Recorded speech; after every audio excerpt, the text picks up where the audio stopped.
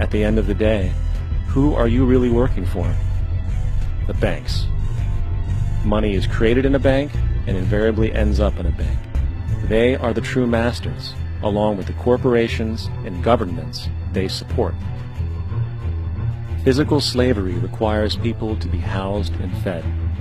Economic slavery requires people to feed and house themselves. It is one of the most ingenious scams for social manipulation ever created, and at its core, it is an invisible war against the population. Debt is the weapon used to conquer and enslave societies, and interest is its prime ammunition. And as the majority walks around oblivious to this reality, the banks, in collusion with governments and corporations, continue to perfect and expand their tactics of economic warfare, spawning new bases, such as the World Bank and International Monetary Fund, while also inventing a new type of soldier, the birth of the economic hitman.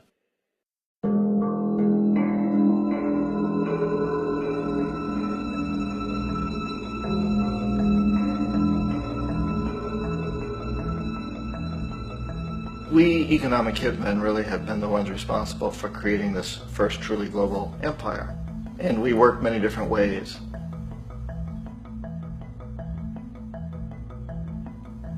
But perhaps the most common is that we will identify a country that has resources our corporations covet, like oil, and then arrange a huge loan to that country from the World Bank or one of its sister organizations.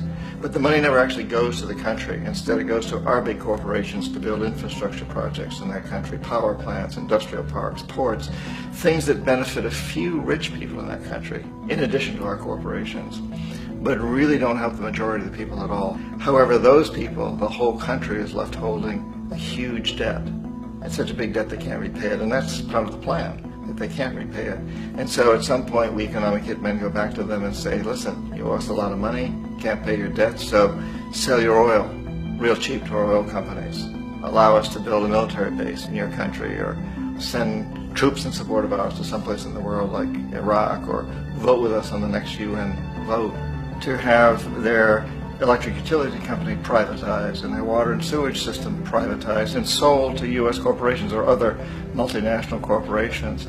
So there was a whole mushrooming thing, and it's so typical of the way the IMF and the World Bank work. That you put a country in debt, and it's such a big debt it can't pay it, and then you offer to refinance that debt and pay even more interest. And you demand this quid pro quo, which you call a conditionality or good governance, which means basically that they've got to sell off their resources, including many of their social services, their utility companies, their school systems sometimes, their penal systems, their insurance systems, to foreign corporations. So it's a double, triple, quadruple whammy. And in that way we've really created an empire, but we've done it very, very subtly. It's clandestine. All the empires of the past were built on the military, and everybody knew they were building them. So the British knew they were building them, the French, the Germans, the Romans, the Greeks, and they were proud of it. And they always had some excuse, like spreading civilization, spreading some religion, something like that. But they knew they were doing it. We don't. The majority of the people in the United States have no idea that we're living off the benefits of a clandestine empire, that today there's more slavery in the world than ever before. And then you have to ask yourself, well, if it's an empire, then who's the emperor? Obviously, our presidents of the United States are not emperors. An emperor is someone who's not elected, doesn't serve a limited term, and doesn't report to anyone, essentially. So you can't classify our presidents that way. But we do have what I consider to be the equivalent of the emperor, and it's what I call the corporatocracy. The corporatocracy is this group of individuals who run our biggest corporations, and they really act as the emperor of this empire. They control our media, either through direct ownership or advertising.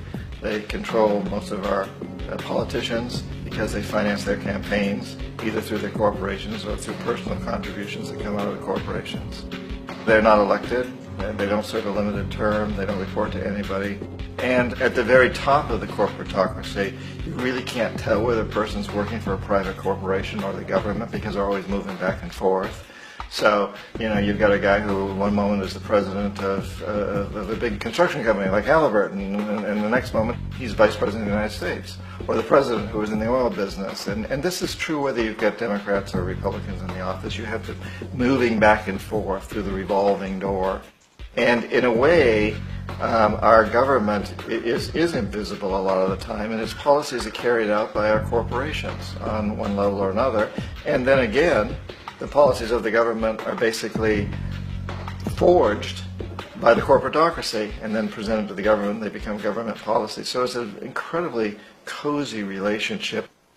This isn't a conspiracy theory type of thing. These people don't have to get together and plot to do things. They all basically work under one primary assumption, and that is that they must maximize profits regardless of the social and environmental costs.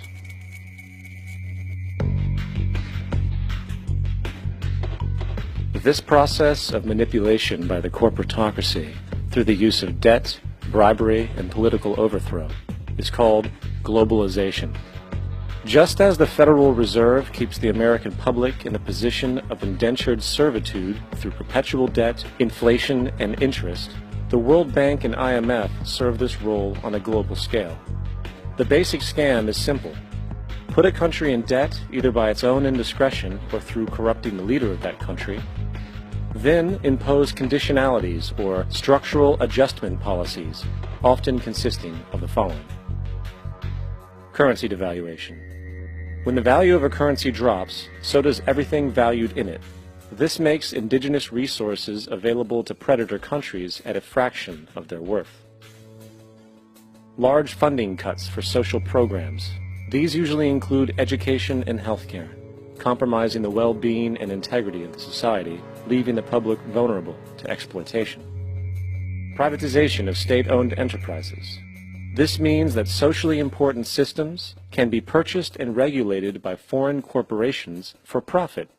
For example, in 1999, the World Bank insisted that the Bolivian government sell the public water system of its third largest city to a subsidy of the U.S. corporation Bechtel. As soon as this occurred, water bills for the already impoverished local residents skyrocketed. It wasn't until after a full-blown revolt by the people that the Bechtel contract was nullified. Then there is trade liberalization, or the opening up of the economy through removing any restrictions on foreign trade. This allows for a number of abusive economic manifestations, such as transnational corporations bringing in their own mass-produced products, undercutting the indigenous production and ruining local economies. An example is Jamaica, which, after accepting loans and conditionalities from the World Bank, lost its largest cash crop markets due to competition with Western imports. Today, countless farmers are out of work, for they are unable to compete with the large corporations. Another variation is the creation of numerous seemingly unnoticed, unregulated, inhumane sweatshop factories, which take advantage of the imposed economic hardship. Additionally, due to production deregulation, environmental destruction is perpetual, as a country's resources are often exploited by the indifferent corporations while outputting large amounts of deliberate pollution. The largest environmental lawsuit in the history of the world today is being brought on behalf of 30,000 Ecuadorian Amazonian people against Texaco, which is now owned by Chevron. So today it's against Chevron, but for activities conducted by Texaco. Estimated to be more than 18 times what the Exxon Valdez dumped into the coast of Alaska. In the case of Ecuador, it wasn't an accident. The oil companies did it intentionally. They knew they were doing it to save money out there rather than arranging for proper disposal. Furthermore, a cursory glance at the performance record of the World Bank reveals that the institution, which publicly claims to help poor countries develop and alleviate poverty, has done nothing but increase poverty and the wealth gap, while corporate profits soar. In 1960, the income gap between the fifth of the world's people in the richest countries versus the fifth in the poorest countries was 30 to 1. By 1998, it was 74 to 1. While global GNP rose 40% between 1970 and 1985, those in poverty actually increased by 17%.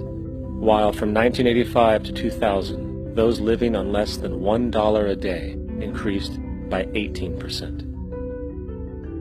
Even the Joint Economic Committee of the U.S. Congress admitted that there is a mere 40% success rate of all World Bank projects.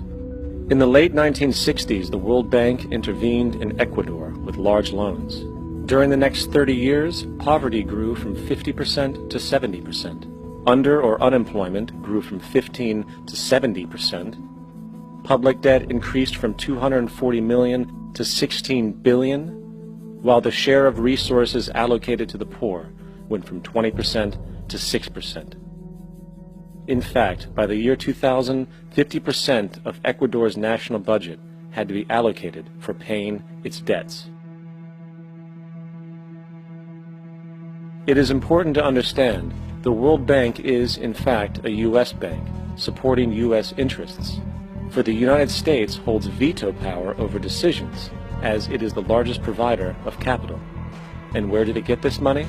You guessed it. It made it out of thin air through the fractional reserve banking system. Of the world's top 100 economies, as based on annual GDP, 51 are corporations, and 47 of that 51 are U.S.-based. Walmart, General Motors, and Exxon are more economically powerful than Saudi Arabia, Poland, Norway, South Africa, Finland, Indonesia, and many others. And as protective trade barriers are broken down, currencies tossed together and manipulated in floating markets, and state economies overturned in favor of open competition and global capitalism, the empire expands. You get up on your little 21-inch screen and howl about America and democracy.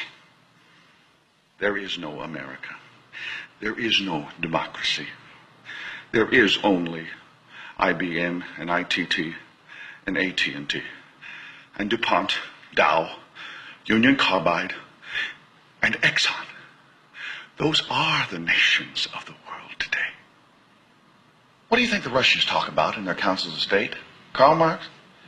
They get out their linear programming charts, statistical decision theories, Minimax solutions, and compute the price-cost probabilities of their transactions and investments, just like we do. We no longer live in a world of nations and ideologies, Mr. Beale. The world is a college of corporations, inexorably determined by the immutable bylaws of business. The world is a business, Mr. Beale.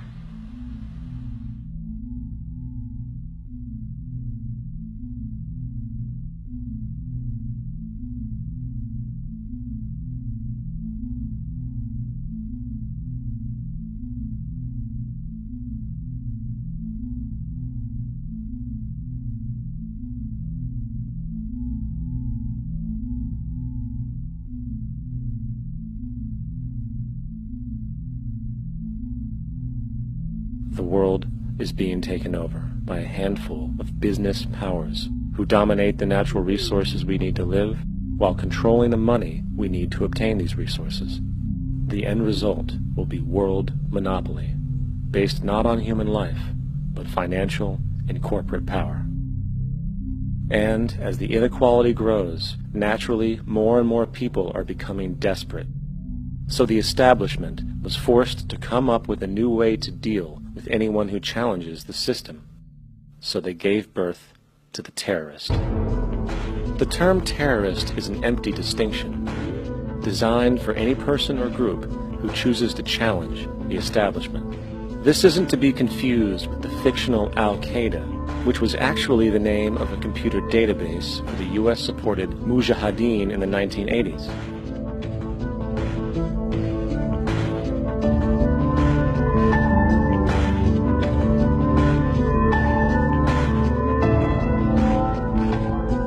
In 2007, the Department of Defense received $161.8 billion for the so-called global war on terrorism. According to the National Counterterrorism Center, in 2004, roughly 2,000 people were killed internationally due to supposed terrorist acts. Of that number, 70 were American. Using this number as a general average, which is extremely generous, it is interesting to note that twice as many people die from peanut allergies a year than from terrorist acts. Concurrently, the leading cause of death in America is coronary heart disease, killing roughly 450,000 each year. And in 2007, the government's allocation of funds for research on this issue was about $3 billion. This means that the U.S. government in 2007 spent 54 times the amount for preventing terrorism than it spent for preventing a disease which kills 6,600 times more people annually than terrorism does. Yet, as the name terrorism and Al-Qaeda are arbitrarily stamped on every news report relating to any action taken against U.S. interests, the myth grows wider. In mid-2008, the U.S. Attorney General actually proposed that the U.S. Congress officially declare war against the fantasy. Not to mention, as of July 2008, there are now over 1 million people currently on the U.S. terrorist watch list. These so-called counterterrorism measures, of course, have nothing to do with social protection, and everything to do with preserving the establishment amongst the growing anti-American sentiment both domestically and internationally, which is legitimately founded on the greed-based corporate empire expansion that is exploiting the world. The true terrorists of our world do not meet at the docks at midnight or scream Allah Akbar before some violent action. The true terrorists of our world wear $5,000 suits and work in the highest positions of finance, government, and business. So, what do? How do we stop a system of greed and corruption that has so much power and momentum? How do we stop this aberrant group behavior which feels no compassion for, say, the millions slaughtered in Iraq and Afghanistan, so the corporatocracy can control energy resources and opium production for Wall Street profit?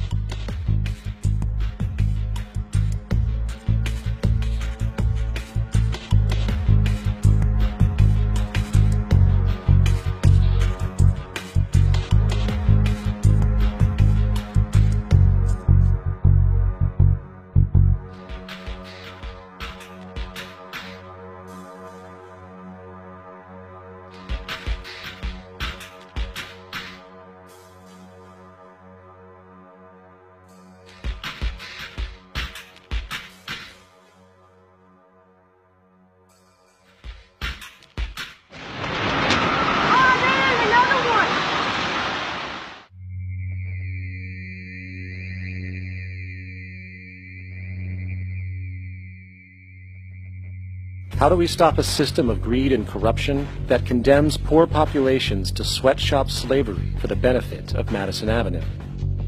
Or that engineers false flag terror attacks for the sake of manipulation? Or that generates built-in modes of social operation which are inherently exploitative? Or that systematically reduces civil liberties and violates human rights in order to protect itself from its own shortcomings? How do we deal with the numerous covert institutions, such as the Council on Foreign Relations, the Trilateral Commission, and the Bilderberg Group, and other undemocratically elected groups which, behind closed doors, collude to control the political, financial, social, and environmental elements of our lives? In order to find the answer, we must first find the true underlying cause. For the fact is, the selfish, corrupt, power, and profit-based groups are not the true source of the problem. They are symptoms.